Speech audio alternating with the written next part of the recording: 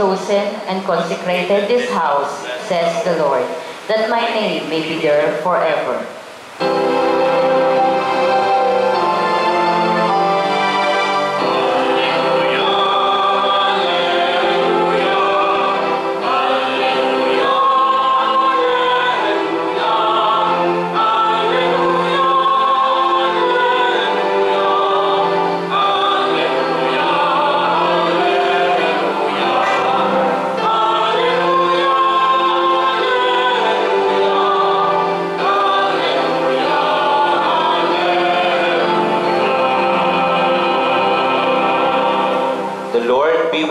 And with your spirit. A reading from the Holy Gospel according to John. Glory to you, O Lord. Since the Passover of the Jews was near, Jesus went up to Jerusalem. He found in the temple area those who sold oxen, sheep, and doves, as well as the money changers seated there. He made a whip out of cords and drove them all out of the temple area with the sheep and oxen, and spilled the coins of the money changers, and overturned their tables. And to those who sold doves, he said, "Take this out of here, and stop making my Father's house a marketplace." His disciples recalled the words of the scripture, "Zeal for your house will consume me." At this, the Jews answered and said to him, "What sign can you show us for doing this?" Jesus answered and said to them, "Destroy this temple, and in 3 days I will raise it up." The Jews said, "This temple has been under construction for 46 years, and you will raise it up in 3 days?" But he was speaking about the temple of his body. Therefore, when he was raised from the dead, his disciples remembered that he had said this, and they came to believe the scripture and the word Jesus had spoken. The Gospel of the Lord. Praise to you, Lord Jesus Christ.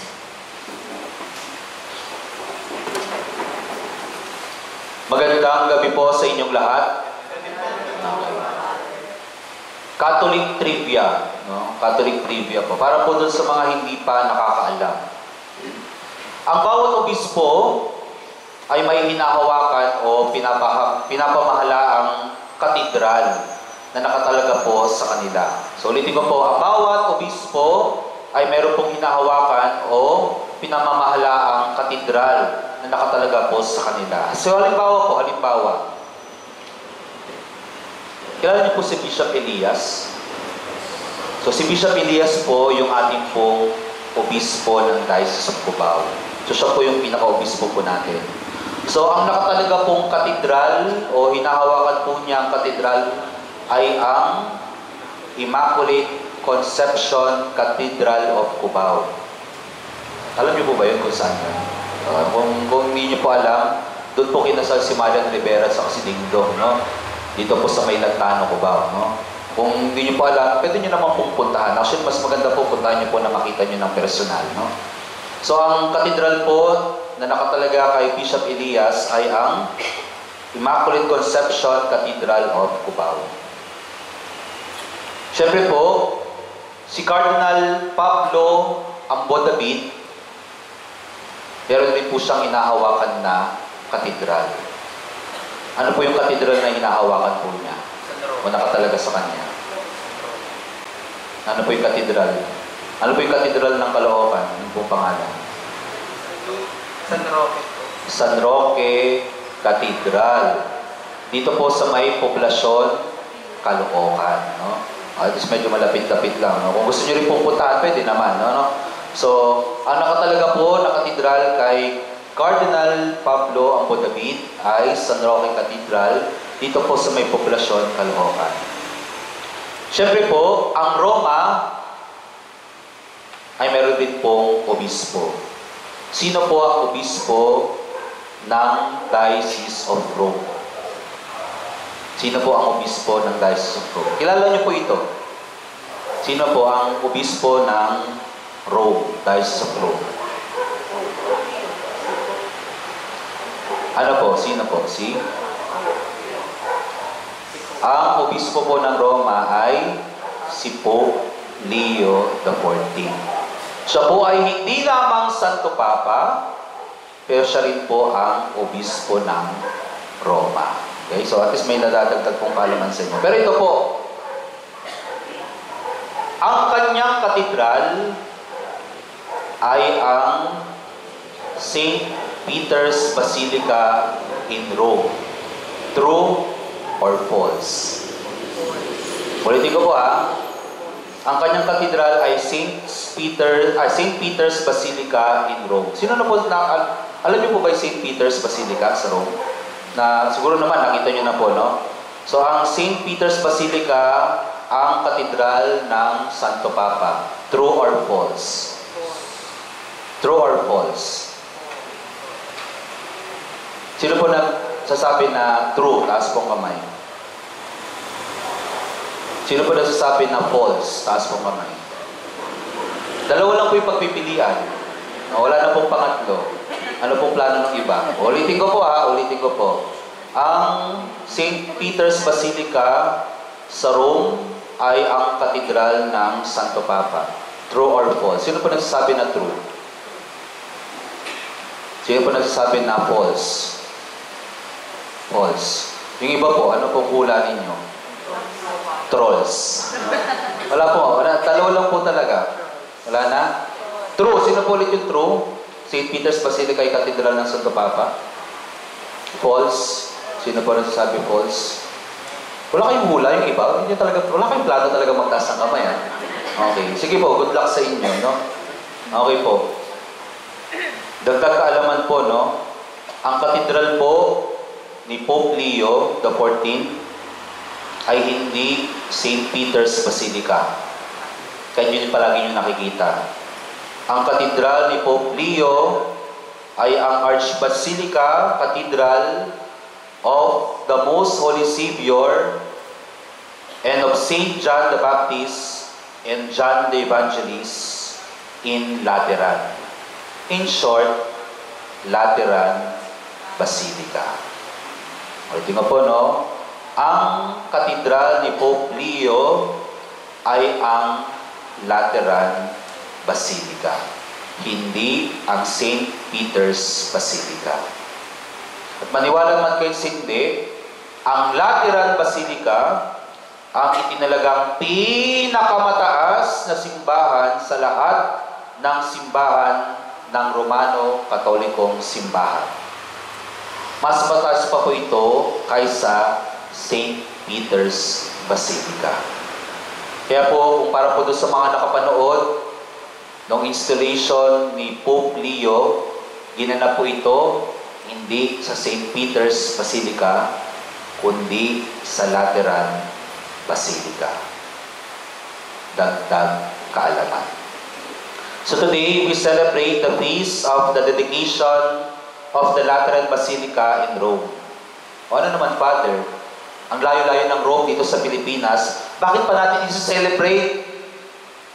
Ang layo-layo ng simbahan na yun dito. Saka hindi pa naman kami nakakapunta doon. Hindi ko naman alam yun, Father. Hindi ko nga alam kung ano yung itsura ng Lateran Basilica. Bakit pa natin kailangan i-celebrate? Well, dear friends, Lateran Basilica is the mother church of all the churches in the whole world. Siya ang simula, pinagmulan, at sa kanya tayo nakaugnay bilang simbahang Katoliko sa buong mundo. Sa kanya nakaugnay, nagmula, at nagsimula ang simbahang Katolika. At isa po sa mahalagang paalala ni Jesus, na binanggit po sa ating Ebanghelyo ngayon, na tamang pagdiriwang ng ating pagpapahalaga sa simbahan ay hindi lamang po sa pamamagitan ng pagpapaganda nito, pero higit lalo sa pamamagitan ng pag-iingat at pagbibigay respeto dito. Totoo, no? The way we celebrate the feast day of a church, the way we celebrate the dedication of a particular church will be based on how we treat the church. Para po doon sa mga hindi pa po nakapunta, may nakapunta na po ba dito sa Roma? Meron na po ba? Sino na po nakapunta dito sa Roma? Meron na po ba? Wala pa? Hopefully po, no, kung may pagkakataon po, no, sana makarating po kayo. Kasi pag makita nyo po at least yung 4 major basilica in Rome, no, ano po yung 4 major basilica? Lateran, St. Peter's, St. Mary Major, at St. Paul Basilica outside of the wall. No, 4 po sila. Pag mapuntahan nyo po yung simbahan, yung mga simbahan na yun, mapapawaw talaga kayo. Ano po, pag kunyari, kukumpara nyo po sa chapel po natin, kukumpara nyo po sa Lourdes, sa Immaculate Conception Cathedral of Cubao, Manila Cathedral, wala pong sinabi yung simbahan natin dito sa Pilipinas. At kapag nandun ka na sa loob ng basilika, mapapadasal ka talaga. Pero syempre, yung pagpapahalaga doon sa simbahan na yun, hindi lamang po mapapakita sa pamamagitan ng pagpapaganda. Pero kung paano natin iniingatan ang bawat simbahan. Ang nakakalungkot po, marami po sa mga tao, hindi po iginagalang, hindi nire-respeto ang strukturang simbahan. Magbibigay po ako ng example. No? Siguro na-experience nyo na rin po ito. No? Sa mga pew, sa mga upuan, diba, meron makikita ko may mga nakasulat na number. No?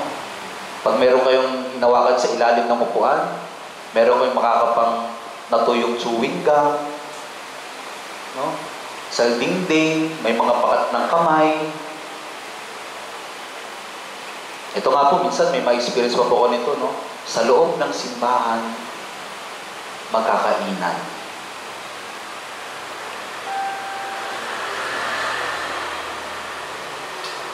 Nasa doon yung respeto at paggalang.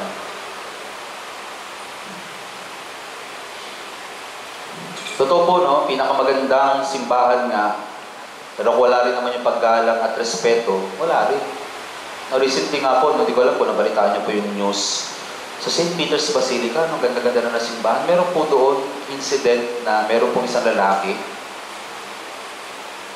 umihi sa loob ng simbahan. Ganda-ganda na po, no? Pero ihi sa loob ng simbahan.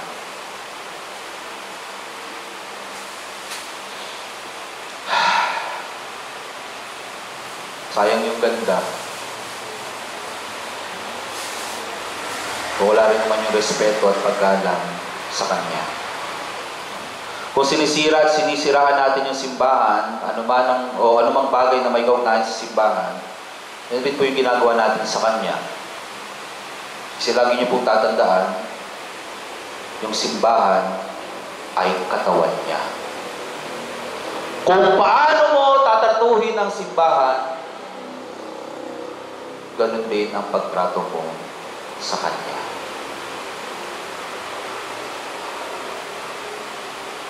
Kaya nga po, sana maganda po tingnan natin kung paano natin tinatrato yung simbahan ni Jesus. Physical man o spiritual na simbahan. Tinatrato ba natin ito ng may respeto at paggalang?